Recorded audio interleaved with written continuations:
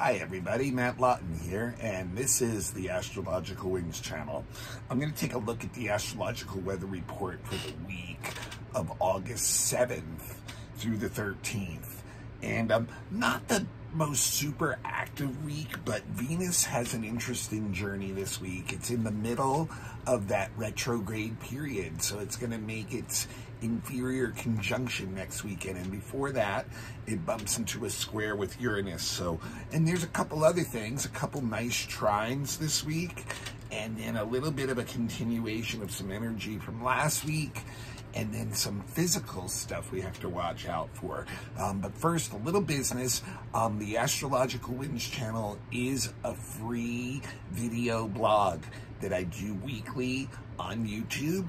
And if you like the blog and you have a YouTube account, you can become a follower, and I do suggest that. And don't forget to turn on your notifications too, so that you know whenever I post a new blog, which is usually on Monday. And remember, despite being video, it's mainly audio that I'm giving the information on, so there's really no reason to see the video. So if you're into podcasts, the Astrological Winds channel is on many different podcasts distributed through Buzzsprout. So just look it up.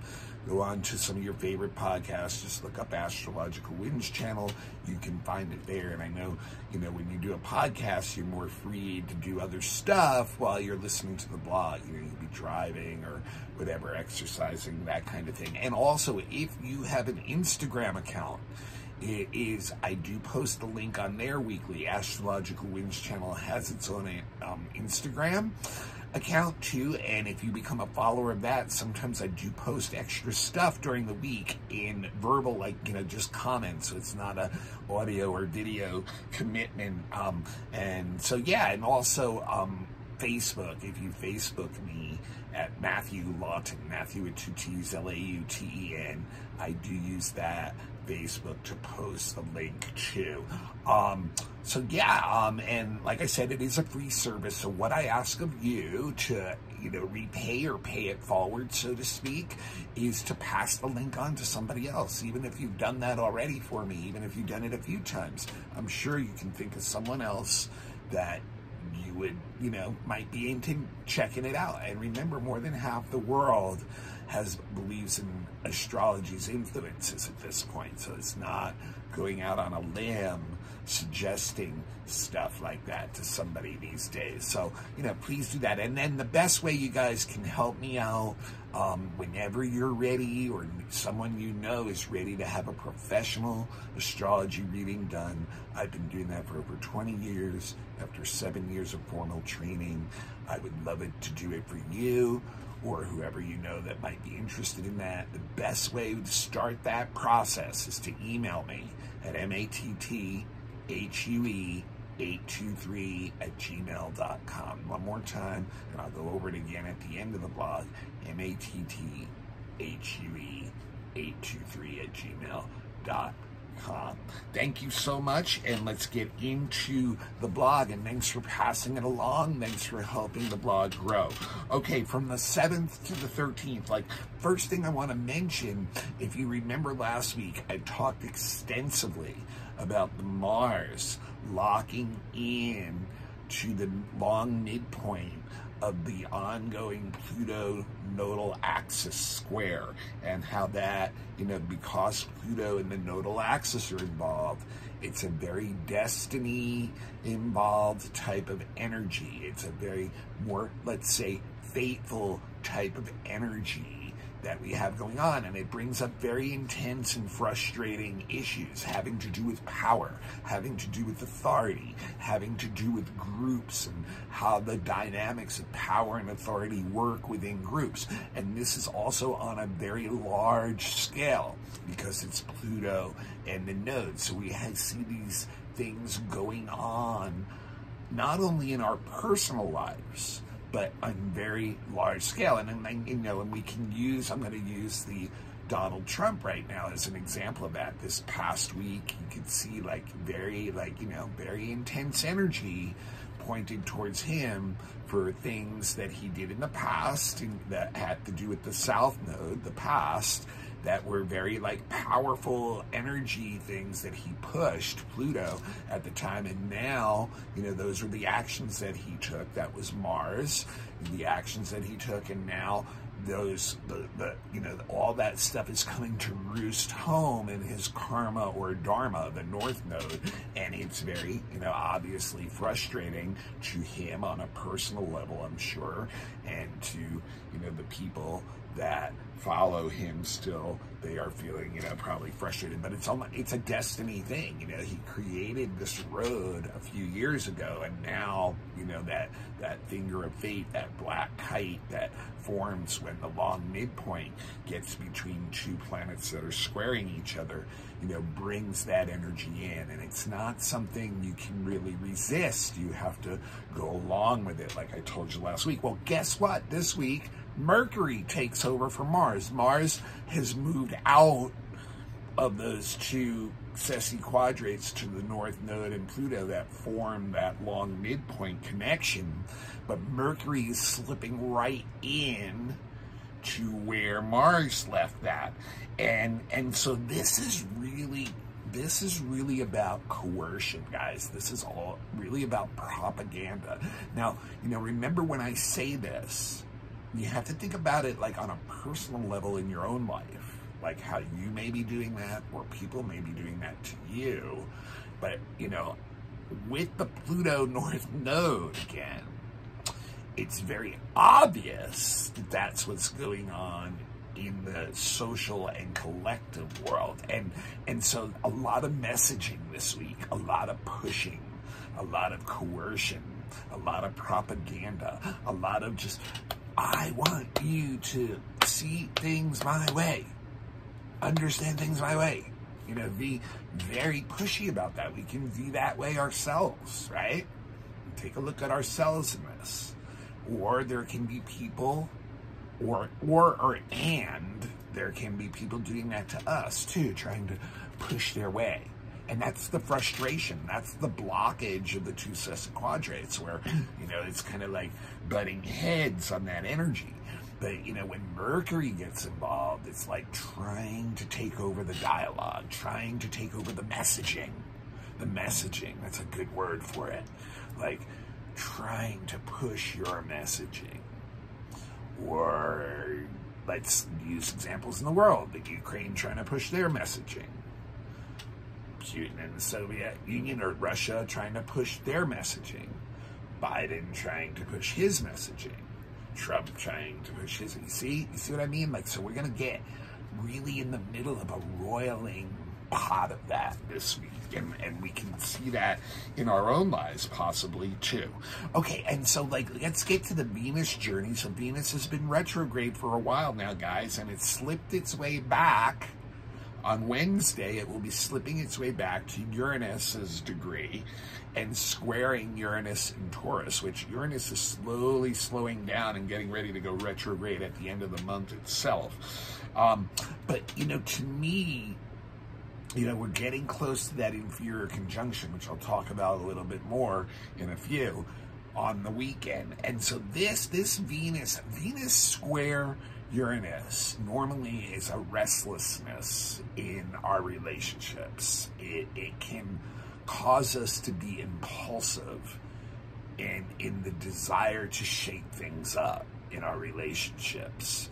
So in particular, it affects older relationships that we feel are somehow maybe challenging to us in some way at this point, or tension has built up to some kind of boiling point where, you know, we're reacting out of that now and shaking things up purposely. Like, so, you know, there can be a lot of arguments and discord and disagreements within existing relationships. But what that does is it does get the truth of the situation out on the floor between the parties, right? And so from there, you assess. You know, you assess what can, you know, we have a new floor here. do we, we build in a new direction now, because obviously that old one was getting stale and, it wasn't really working. We both now are clear about that we both didn't feel good about that. So can we reach some new agreement to restart, to reboot this relationship? Because if not, people have a tendency to, get really into each other's faces and purposely even trigger each other and just cause chaotic changes purposely, just to get the stimulation that they're seeking. And then the other thing is, it can make us seek out new relationships. Therefore, like if the old ones are not bringing in that new energy, then we can go out and seek new relationships. So we can meet exciting, new, stimulating, different people under Venus-Uranus. And many times we'll seek out a different crowd of people, even people who we don't normally hang out with. We can actually get even very flirtatious with Venus-Uranus squares, because we're, tired of the same old, even in our sexual or romantic relationships. So we can be looking to inject some new energy into that. So it's all about like really stimulating our, our own excitement level. Now, it does come out in a couple other ways too. Like this is a good time to expose yourself to new or different kinds of art, and that can be your own creativity. Like, maybe there's a new way of expressing that's like different, but like just kind of like going into alternative zones for that. And then we have to be really careful with money this week too. Venus-Uranus squares have a tendency to like be very impulsive with money, not well thought out when they're investing things, and you can lose money very quickly or spend it very quickly on things that have an odd attraction that will fill that energy for the need of something new and exciting and stimulating to come in that you may not be getting for relationships. We do the projection thing, so we subconsciously go out and find something else to fill that in. So it really is a week to seek out some new experiences, to really, do that. And it does connect a lot to the Venus retrograde and the inferior conjunction, which I'll pick up. But on the same day first, we have one of those really nice two trines I talked about this week, and that's Mercury trine Jupiter. Mercury trine Jupiter gives the mind the big picture. It can see, like, it has a vision. The mind has a vision, and it's future oriented, and it can see how all the parts kind of fit together well.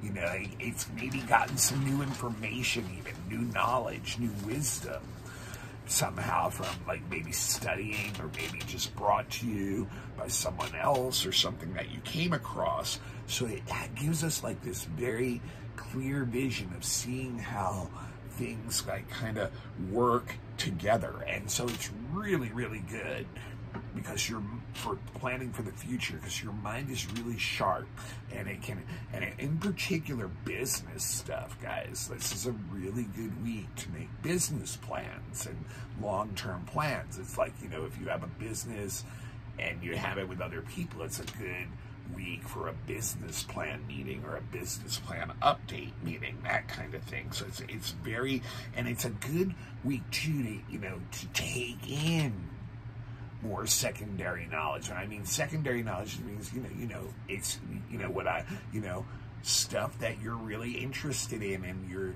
going into your niche, your fine things where you're becoming more of an expert, where you're becoming wiser, where you can become the teacher at some point. And in particular with Jupiter, many times that has to do with the law, it can do with medicine, it can do with the trifecta of philosophy and religion and spirituality, that kind of thing. It can do with getting information from foreign sources or other people. But like anything that you're into and you want to develop like higher skill levels with, it's a really good time to use that. Now, it's interesting when you think about the two of those energies. They're very different energies, like the Venus square Uranus, the Mercury trine Jupiter. Like, how could they work together this week? I would think it would be best if in the Venus-Uranus there was that kind of like energy that brought things out in the open, even if it's kind of like a little bit intense and chaotic and discordant at the beginning, because if the choice from there is to, you know, regenerate and reboot and restart a relationship from a new ground level, Mercury trine Jupiter will give the two parties involved, or even if it's more parties, if it's a group involved, the ideas. They'll see now like where things are really at and can work from there for the future. So I think you could work the two of them together, but you know, they may operate very separately this week. You know, you may, the whole Venus-Uranus thing, it may operate separately from the Mercury-Jupiter thing. It's like I said, the Mercury-Jupiter thing can be more focused towards business and education, whereas Venus is more interested in the relationship thing and just like that kind of thing. So on Friday, there's two awkward quincunxes that to me are likely going or are combining together. I think it's something we probably have already been feeling a little bit, and we're going to just feel it more and more intensely as the week goes on. And they both, I believe, are really going to affect mainly our physical bodies and our physical energy. And one is Mars is quincunx Chiron on Friday, and the second one is Jupiter is quincunx Ceres. And with Mars quincunx Chiron, this is the classic aspect of overdoing things to your body, like working really hard all week, maybe in the heat.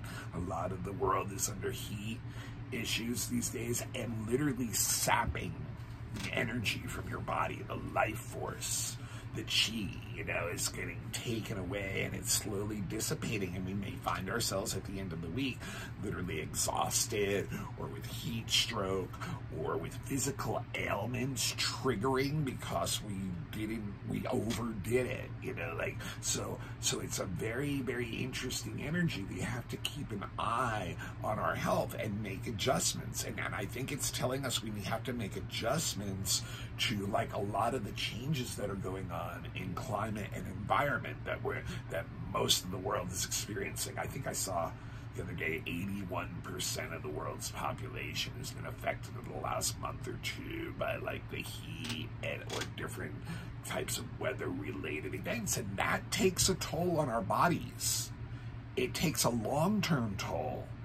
You know, if you're not getting a break, then it slowly over time can physically deteriorate our energy, our chi, like I said.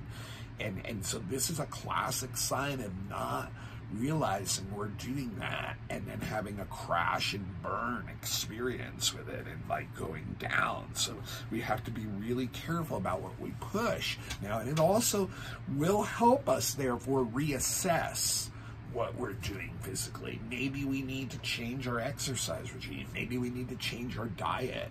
Maybe we just need to change our routine, the hours of the days that we're working, things like that. Now, the Jupiter quincunx series shows that the issue is most likely we're overcommitting, we're overdoing it, we're over trying to caretake. Many of us may be being forced right now to take care of other people, possibly elderly people, or mothers, or children, or animals, things like that, that need extra help.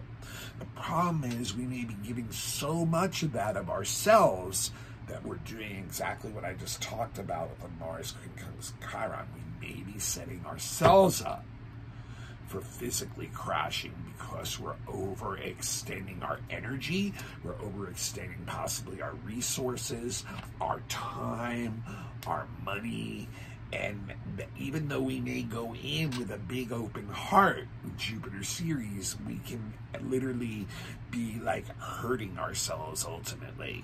And we have to be really careful of Jupiter series too. Jupiter series in a negative aspect like this is kind of like, how do they say it? It's like binging, you know, it's like using other things to take care of the you know, the wound that we're feeling inside when we're like overextended, and who's going to take care of me if I get too far out there or if I physically break down. So it's like comfort. That was the word I'm looking like. It's like comfort food, you know, whatever your comfort food is, which could be food, which could be like other materials or other things, you know, like this is a time when we can really fall into binging for that kind of thing. And that's what could set up also the weaknesses in our physical body and energy that the Mars quincunx Chiron could end up making us pay for. So we need to be really careful this week physically with our bodies, and just make sure that we say no when, even if someone needs something, that there's a point where we need to say no for ourselves too, you know, not to like crush it out completely. Now on Saturday is the second trine. I told you there was 2 nice trines. The first one was that Mercury trine Jupiter. On Saturday, the Sun trines Chiron. So Chiron's involved again. But this is really nice. This shows that on the weekend, we're going to be able to display our talents, our uniqueness, our gifts, our craftsmanship, our wisdom, our knowledge somehow, and we're going to get acknowledgement for that. And the acknowledgement is going to be like a feeling of self-fulfillment, and the feeling of self-fulfillment will be very holistic for our being. It will feel good. It will bring healing energy into us. So, and what's really cool about that too, it'll create like one of those closed loop systems too, because as we're feeling that and tapping into those creative outlets that we know we already are good at, and then getting that recognition, and therefore even boosting us up more, or feeling self-confidence, more strength in who we really are, it, like I said, it becomes a closed loop system then, and we start to get like even deeper understanding, see a little bit more subtlety, maybe get like another message in that coincides with what we're doing and brings it up to the next level, right? And so it feels really good. Yeah, it feels really good. We feel wiser, you know. We maybe put like even into a teacher or a healer type of role with others where we can take charge of that. But if nothing else, it feels really good inside. Okay, and the other thing, okay, 2 things on Sunday. One I'm not going to talk about because I talked about it extensively in the monthly last week, because it was the only long-term aspect this month between outer planets, and that was Saturn retrograde, semi-square Chiron retrograde. So that is on Sunday, and just remember what I said about that. It's the balsamic phase of their whole system together, which goes over for between 40 and 50 years, right? So I mean, this is like where structure is dying off, and it's apparent and obvious, and it's time to allow it to die. So look at that in your personal life, but it's pretty obvious, you know, in society, which is one of Saturn's, you know, things that rules. You know, Saturn is one of the 2 societal planets. So we're really being hurt and frustrated by an inability to change the structures and forms, even though we realize now they really need to. So this is the time where we're watching that die, but we really need to be seeding inside our minds how we're going to build new form and structure when they all are gone. Okay, so the big thing is, to me, this is the biggest thing of the week actually, is the Sun is in its inferior, or Venus is in its inferior conjunction to the Sun. So it's retrograde, and the Sun and Venus are conjunct again. And to me, it's the middle of the Venus conjunction. And for me, it's a lot about internal energy when you hit this. This is a lot, I think, during Venus retrograde, we really are assessing our relationships practically with everybody on all kinds of levels. And it's an internal process, mostly. We really don't bring it out to others very much during the Venus retrograde. It's something that we're looking at our different relationships inside ourselves. So in a certain way, we can almost feel a little bit more on an island than we ever are before. We're very aware of our individualism, our differences, you know, during that inferior conjunction. And we're also very aware of, like, becoming more and more aware of what we want and don't want in relationships. And so, like, we may be, like, literally looking at any person that we come across who we are familiar with and being like, hey, you know, this is my internal reality of my relationship with this person. And I may not say anything to them about it. You know, it may be all something that you're chewing over inside and redefining that relationship and how you're going to act towards it from now on. So it's really, in many ways, like, internally isolating is a good way to say it, but at the same time, it doesn't make you antisocial either. It's kind of like, just more like this assessment is going on inside, and we're gonna, like, take a look and see. You can see how that could tie into the Venus square Uranus too. Like, obviously, when you're assessing or reassessing relationships, that means they are relationships that have already been established and going for a while.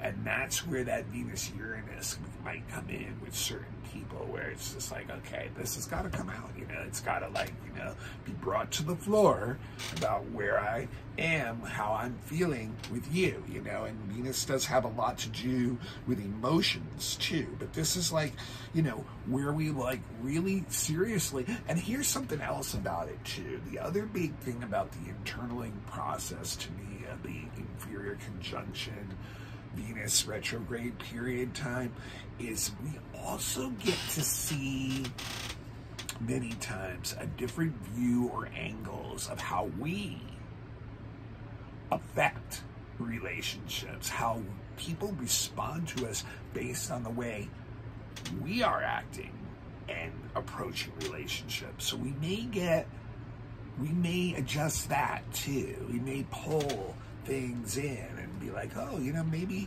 I don't want to, like, you know, show that. Or maybe with it in Leo, we have to be braver about being who we really are and understanding that, like, maybe a lot of our relationships can be taken to a higher level if we could be more honest and real about it. But we have to be real about that in ourselves first. So that Venus retrograde conjunction, that inferior conjunction, gives us the ability to see that, to look at ourselves and be like, people react to me this way because, oh, that's what I do.